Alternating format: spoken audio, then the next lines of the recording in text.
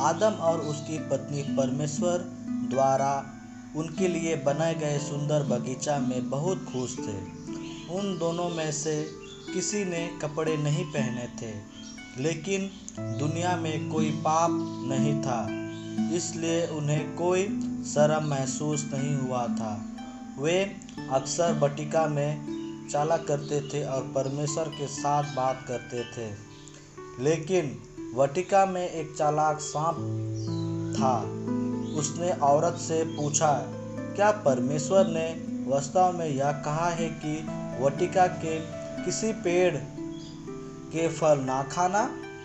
औरत ने उत्तर दिया, परमेश्वर ने हमसे कहा है कि अच्छे और बुरे के ज्ञान के पेड़ के फल के सिवाय हम किसी भी पेड़ के फल को खा सकते हैं। परमेश्वर ने कहा, अगर तुम यह फल खाओ तो तुम मर जाओगे। सांप ने औरत को जवाब दिया, यह सच नहीं है, तुम नहीं मरोगे।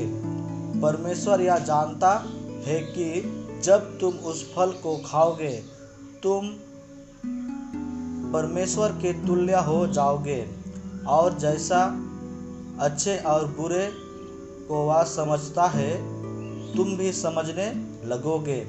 औरत ने देखा कि फल सुंदर है और देखने में स्वादिष्ट है। वह बुद्धिमान भी बनना चाहती थी, इसलिए उसने कुछ फल लिए और उसे खा लिया। फिर उसने कुछ अपने पति को भी दिया। तब परमेश्वर ने औरत से पूछा, तूने यह क्या किया? औरत ने कहा, सांप ने मुझे धोखा दिया। अचानक उसकी आंख खुल गई और उनको मालूम हुआ कि वे नंगे हैं, और उन्होंने उनके शरीर को ढकने के लिए पत्तियों को जोड़ जोड़कर उन्होंने कपड़े बनाने की कोशिश की। फिर आदम और उसकी पत्नी ने वाटिका में परमेश्वर के चलने की आवाज़ सुनी। वे दोनों परमेश्वर से छिप गए। तब परमेश्वर ने आदम को पुकारा, तुम कहाँ हो? आदम ने उत्तर दिया, मैंने तुम्हें बगीचा में से चलते सुना और मैं डर गया था, क्योंकि मैं नंगा था, इसलिए मैं छिपा हूँ। तब परमेश्वर ने पूछा, किसने तुम्हें बताया कि तू नंगा है? जिस पेड़ का फल खाने को मैंने तुम्हें मना किया था, क्या तूने उसका फल खाया? आदम ने उत्तर दिया, या औरत दी?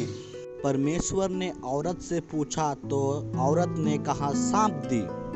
परमेश्वर ने सांप से कहा, तुम शापित हो, तू पेट के बल चला करेगा और जीवन भर मिट्टी चाटते रहेगा, और तुम एक दूसरे से नफरत करोगे।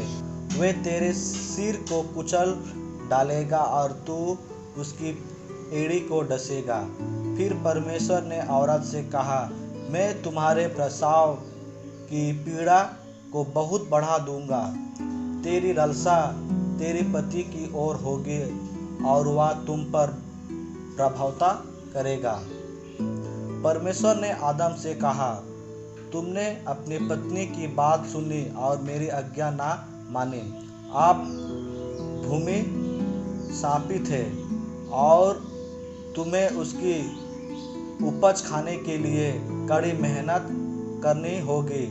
फिर तुम मर जाओगे और तुम्हारी शरीर वापस मिट्टी में मिल जाएगा। परमेश्वर ने जानवर की खल से आदम और हवा को ढाका। तब परमेश्वर ने कहा, मनुष्य अच्छाई और बुराई जानने के कारण हम जैसे हो गए हैं कि अब उन्हें कभी भी जीवन के वृक्ष से खाने की अनुमति नहीं दी जाएगी। और परमेश्वर ने सुंदर बगीचा से आदम और हवा को बाहर भेज दिया। परमेश्वर जीवन के वृक्ष का फल खाने से रोकने के लिए दरवाजा पर शक्तिशाली स्वर्गदूत रखा। आप सबों को धन्यवाद इस वीडियो को देखने के लिए।